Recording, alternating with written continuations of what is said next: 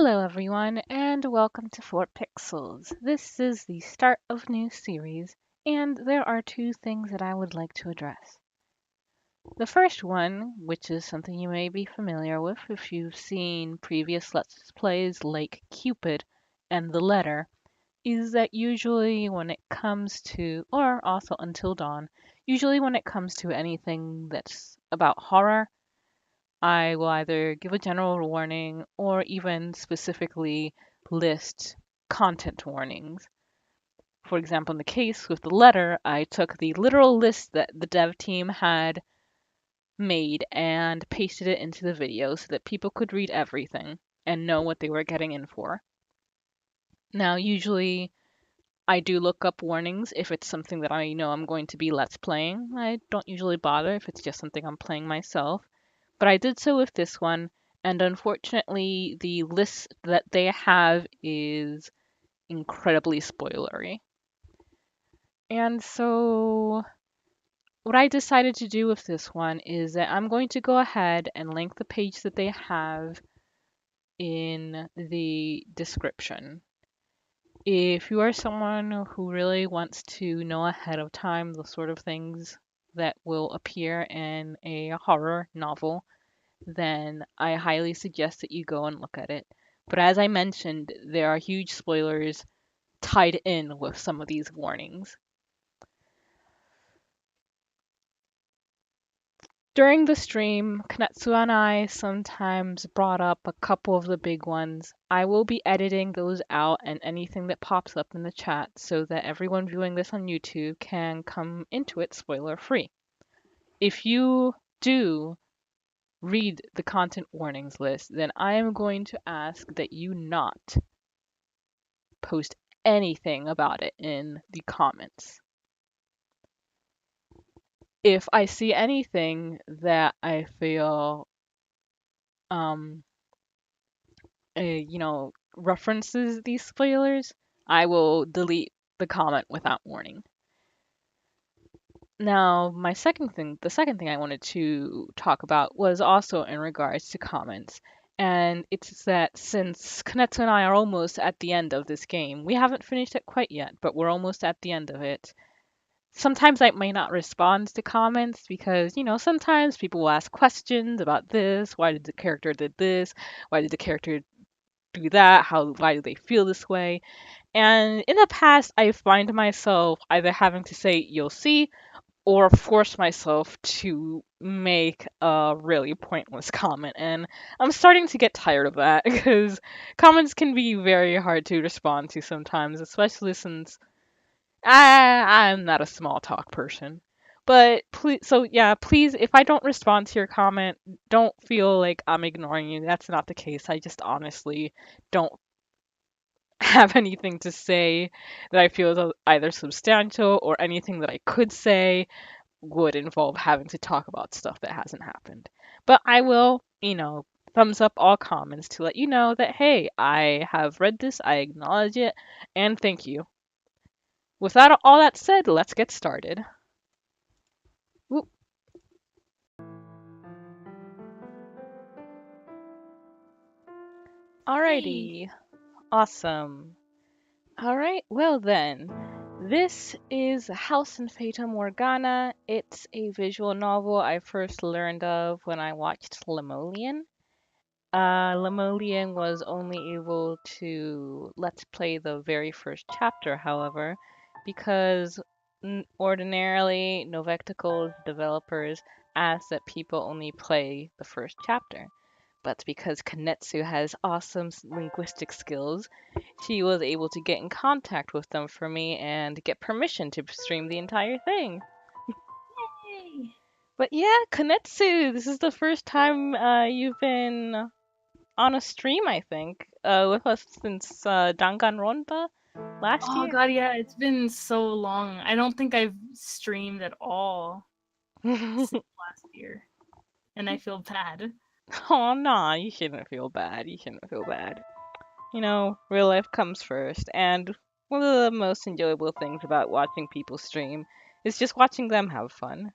So if, Yeah, it's true. you shouldn't feel forced or obligated. But I'm still, all that said, I am so happy to have you with me on this one. Woo! The And I nipple. don't know anything about this. I just like because Coco asked me if I could like ask them if she could stream the whole game, and then I went on their website and I saw it and I was like, huh, that looks cool. So I was like, hey, I want to play this. Alright, but let's go ahead and get started. Let us enter the mansion.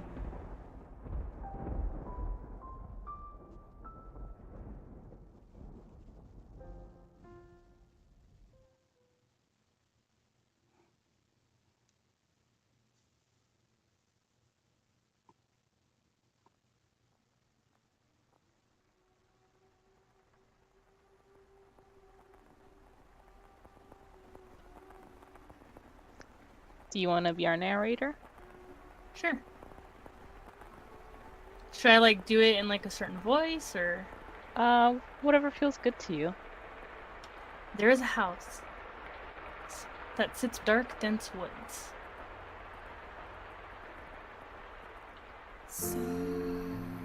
Like the world fading into view after a dream.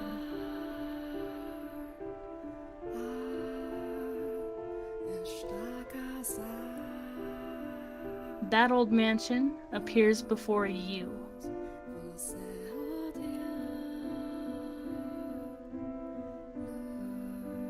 Without realizing it.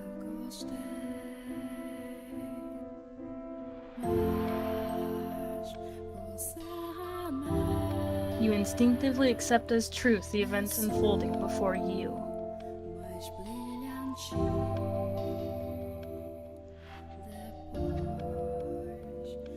The house lives in perpetuity, an amalgam of myriad fates and generations. No one knows who first said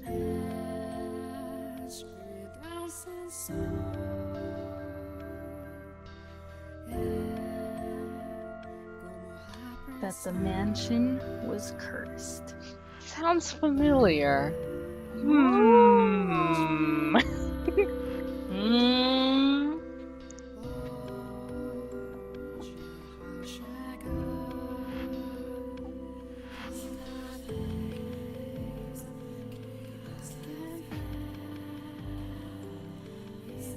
Just don't make mansions. Just stop. Just destroy them.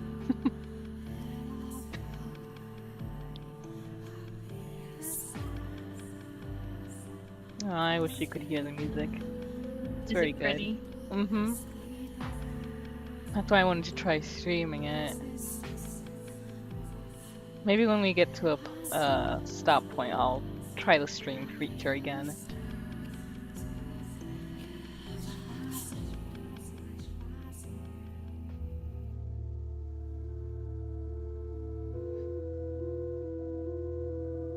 Same. Yeah. Too big. Too much work. Too lonely. Our Father, who art in heaven, hallowed be thy name.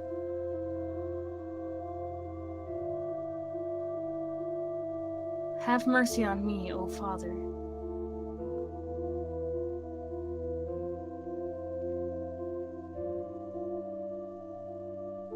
And cast their souls into eternal damnation.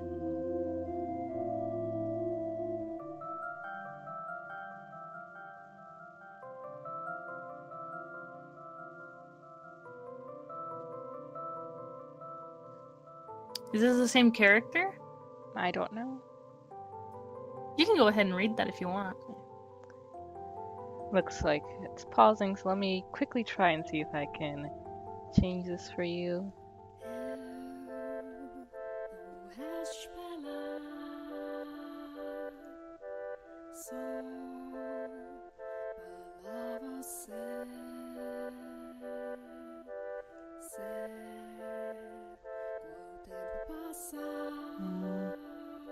Man, it doesn't look like anything's appearing.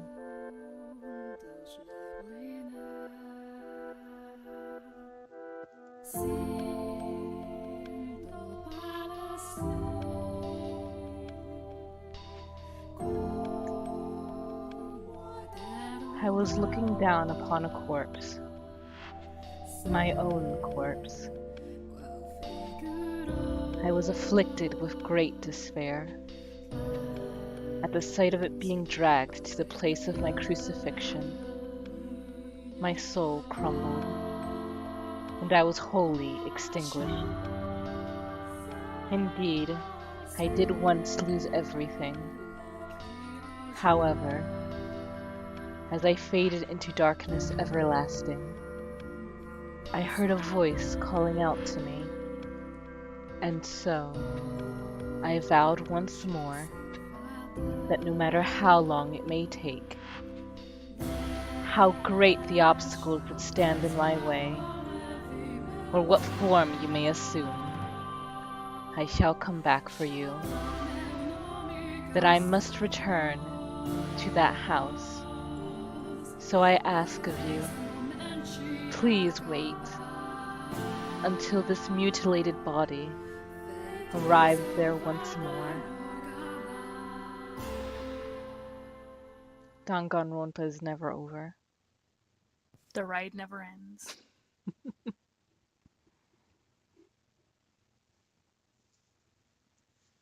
Your consciousness, wavering like a ship at sea, was slowly drawn back to the surface.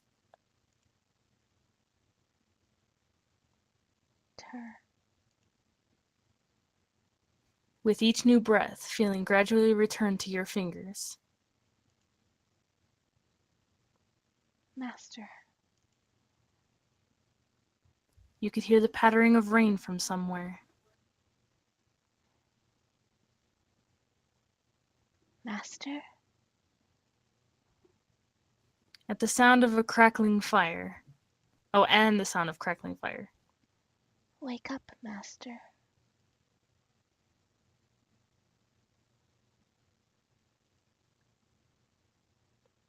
Wake up. When you came to, you were rocking back and forth in a rocking chair. The room was dimly lit. Aside from the flickering of the fireplace, there was no other illumination. No light shone through the closed windows. There was only the pitter-patter of rain on the glass. It was as though the whole mansion had been enveloped into darkness. Oh, splendid. You have finally awoken.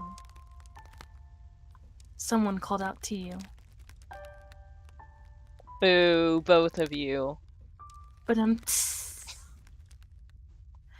someone called out to you. You were about to search the room, but that turned out to be unnecessary. The source of the voice was crouching beside the chair, looking up at you with emerald eyes.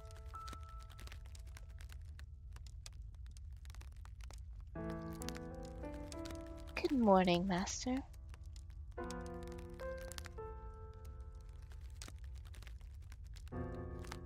Is this the master? Believe so. It's been a long time since I saw this, so I don't really remember much. Ooh.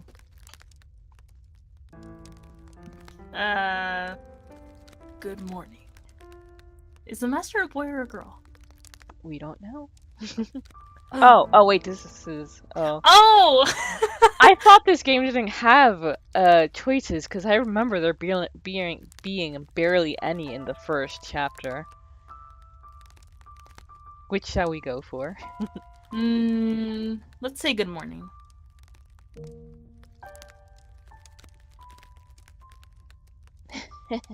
What is the matter? Are you still waking up? You seem rather drowsy. I am, thank you very much. Come now, you must gather yourself. Though I am glad to hear your voice. Very much so, Kanetsu. Oh, thank you.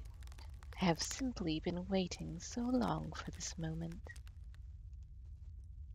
Tending to the mansion all by my lonesome, ensuring it was ready for your return, whenever that time may be. When I caught sight of you through the window, my heart fluttered. The time has finally arrived. You were perplexed. This woman, who looked like a maid, seemed to know you, but you had no memory of her. What kind of herbal tea would you like to start your day with? I have some wonderful chamomile leaves if you like. Or perhaps your tastes have changed since we last met. Tell me, master, what would you like? I beg your pardon. I allowed myself to get too excited. But I hope you will be sympathetic, master. I'm just utterly elated that I could see you again. The woman appeared to be genuinely delighted that you had awoken, but she seemed to lack the energy typical of her age. Or perhaps life was a more appropriate word than energy. But the gloom extended beyond the maid. It seemed to encompass the entire mansion. The plaster walls illuminated by the fireplace and the rose engravings in the ebony pillars felt vaguely familiar. But a crushing sense of claustrophobia overpowered that familiarity. It seemed as though the house wasn't interested in accepting you just yet. No, it's not. I mean, just look how bright and cheerful it looks. Nothing cursed about this. Oh my, do you not know who I am? But you do not know who you are either? This is quite the predicament. If you cannot remember who you are, then who am I to serve?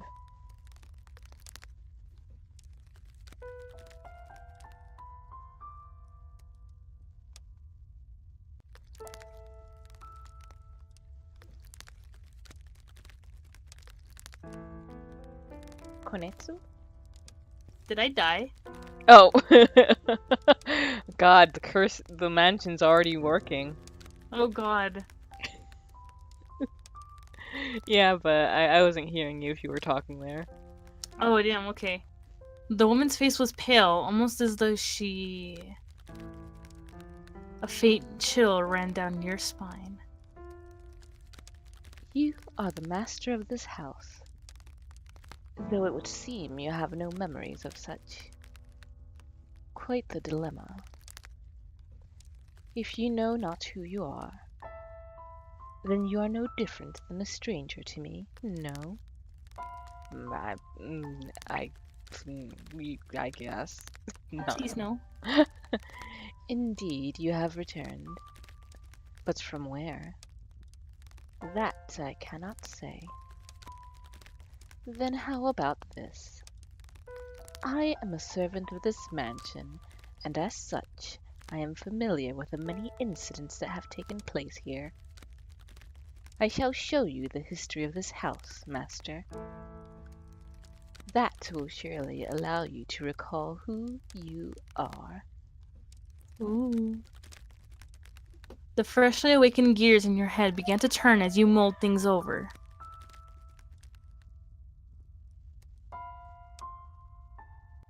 The maid had called you the master of this house. Without a single mirror in the room, you had no way of seeing what you looked like.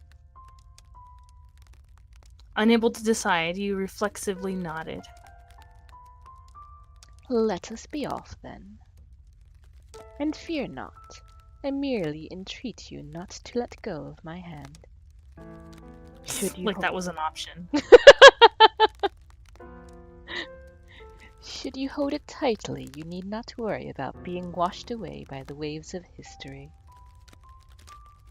No matter what happens, you mustn't let go of my hand.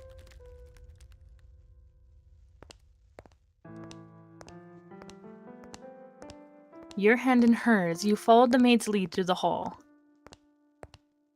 The air within the mansion was oppressive, as though a black miasma hovered within. The house was bleak and barren, hardly a trace of color to be found. You came across an open window. Beyond it lay nothing but darkness. Neither sunlight nor moonlight could be seen. Excuse Where's you, the lie? Shades. How dare you Where's the drag us on lie? our own stream?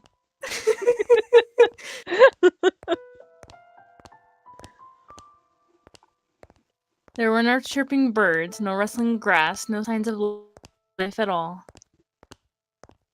Everything that would normally give color to the world had vanished entirely. Tell him. You're not. Mm. The only other presence was that of the maid.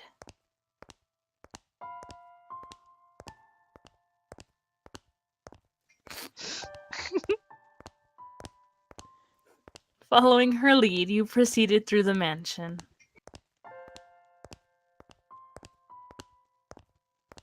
After some time, you arrived at a double door, the glass within shattered.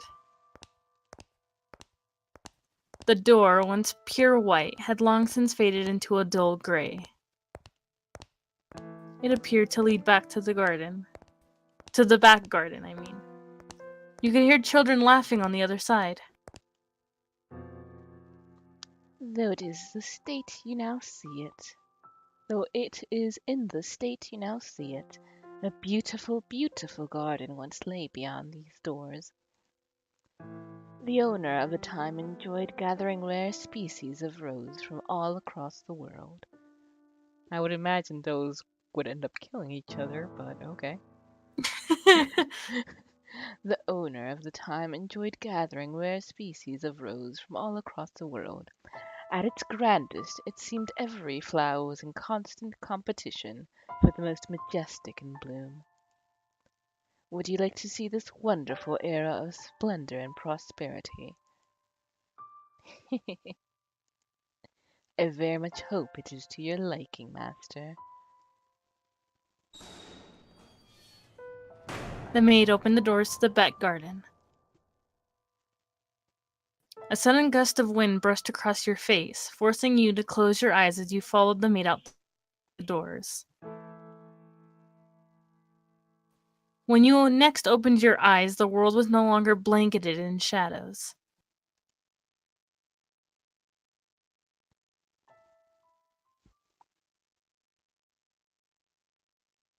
Seems pretty shadowy to me. And dark. The first door.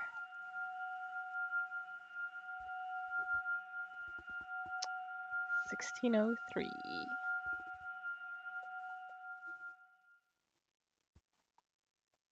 Move the cursor to the bottom right corner of the screen to display the in-game menu. You can save your progress and change the game settings here. Okay.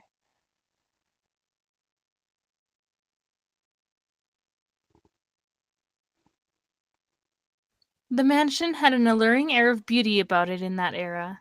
It was almost like something out of a fairy tale. This period of history could perhaps be described as a symphony of destruction, as cumbersome principles of old came crashing down.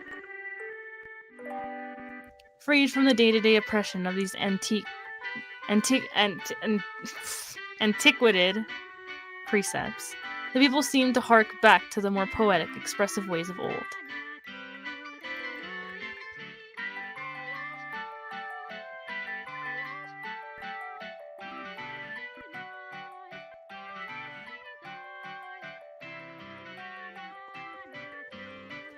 They took these newly blossoming emotions in hand, and with them they wrote literature, painted portraits, composed theater, and found love. Even the church, which had maintained authority throughout the Middle Ages, embraced the changing times, adopting the culture's flowering sense of aesthetic. War would break out not 20 years from then, plucking the ripened era from the tree of history, but that is of no concern to us now. At the time, it was still what people referred to as the Golden Age, a period of furor for all who were there. Is it furor or furor? I don't know. Fura, I think? Furor? English, native English speaker in the chat, tell us. Unless mnemonica is ESL2. I don't know, actually.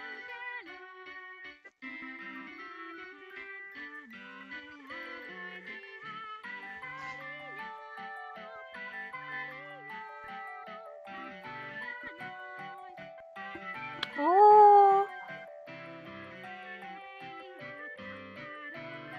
Furor. Okay, thank you. furor. Huh. No, there was just a word that neither and I Kanetsu were entirely sure how to pronounce. Phew. Oh, okay. Huh. Thank you very much. Thank you. Now let us take a slight detour. No, we will not be changing locations. This is a tale about the mansion from beginning to end. We will, however, be moving through time. What? Say about 8 years into the past. A very wealthy family lived in the house then.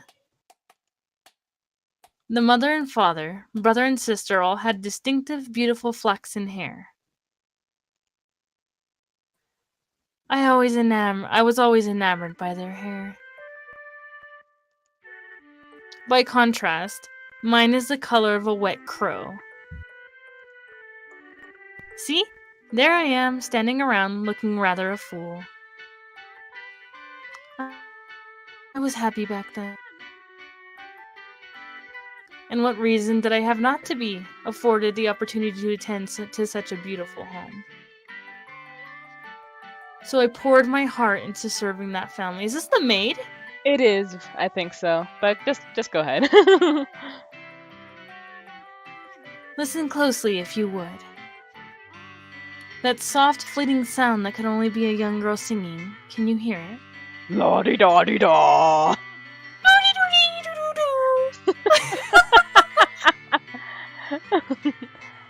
La la la la la. The girl you see, cheerfully picking crimson roses and singing like a songbird, was called Nellie. Though young, she sang with elegance. Nellie was deeply fond of the house's garden, and she would often spend her afternoons there. Gorgeous roses gathered from all across the world bloomed in the garden. They were given the utmost care and even had their thorns removed. So young Nellie would not hurt herself, naturally. The light brown-haired girl carefully plucked petals from the roses, gathering them up as she sang. Her voice was like music played by fairies. Nay, the sight of her was like an angel descended from heaven. Oh dear, please don't look at me like that. You gay. I admit I was being rather fanciful. But what is a woman if not fanciful? Little bird, singing night and day. For your little birdie heart to sing your woes away. Pretty flowers all around the little birds. And even when the sun comes up, oh dear, Ismael, I've forgotten what comes next. Are you listening?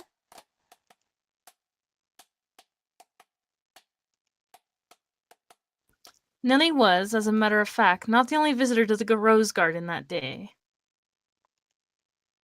She always came with her older brother Mel.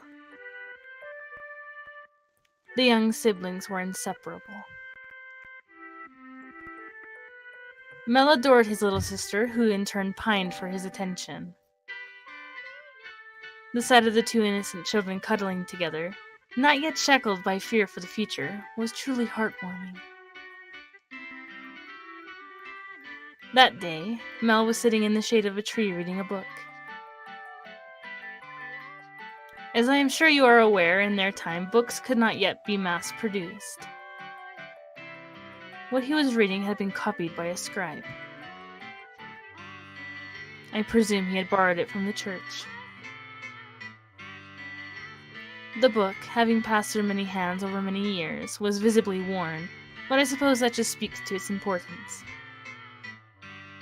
It was, in fact, a Latin grammar textbook he was reading. Mel was a clever boy. He had attended church from a very young age, where a priest would instruct him in Latin grammar. So at that time, I believe he was capable of reading even advanced texts. Oh, dearest Mel, please.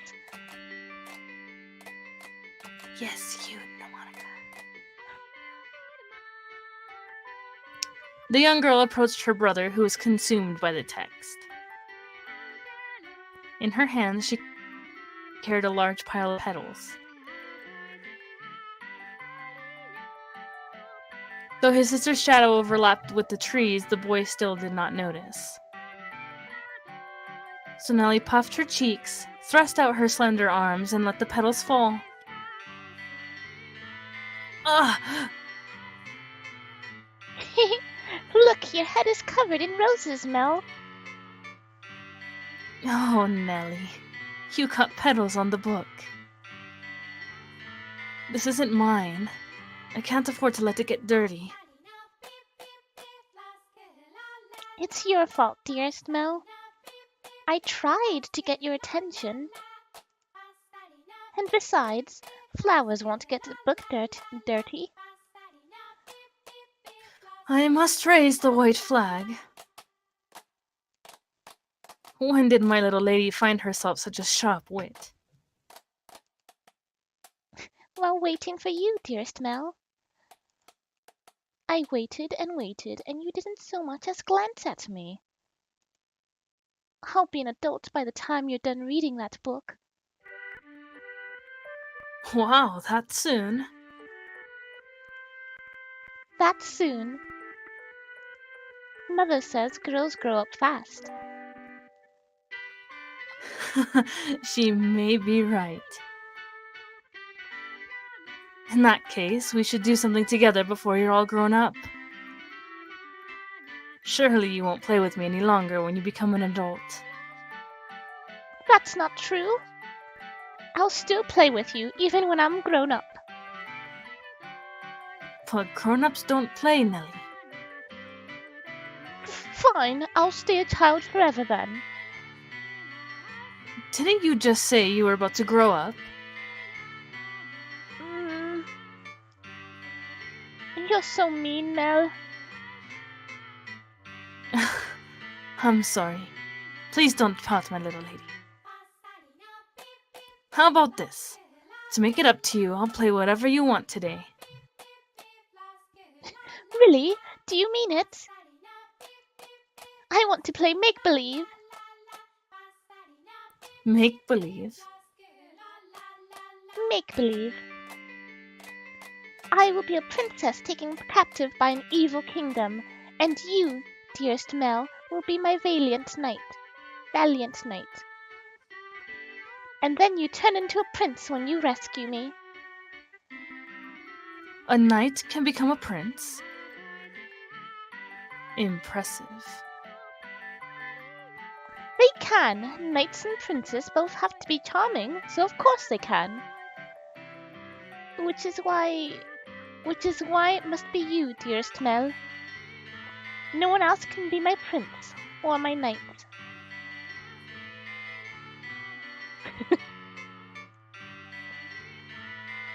While he may have appeared outwardly embarrassed as his rose-cheeked sister proclaimed pratingly, I am certain he was smiling on the inside. After a few moments, he meekly knelt, bringing himself to eye level with Nellie and gently stroking her soft hair. All right, then. You're my princess, Nellie. And not just anyone's princess, dearest Mel, but yours alone. So, don't be anyone else's prince but mine, okay? Nellie. Jeez, my princess is quite the fauna. Is that bad? Does that make you dislike me? Not at all. I'm proud to have you as my sister, Nellie. You mean more to me than anything in the world, my dear princess. I love you, dearest Mel. You'll always be my prince forever and ever. Her mood quite improved, Nellie began humming the melody of the song she had forgotten the lyrics to. Holding the skirt of her dress out from her body, the young girl pranced about the rose garden. Your job will be to exterminate any monsters we encounter along the way. Because clearly they're all the same, so they've gotta go.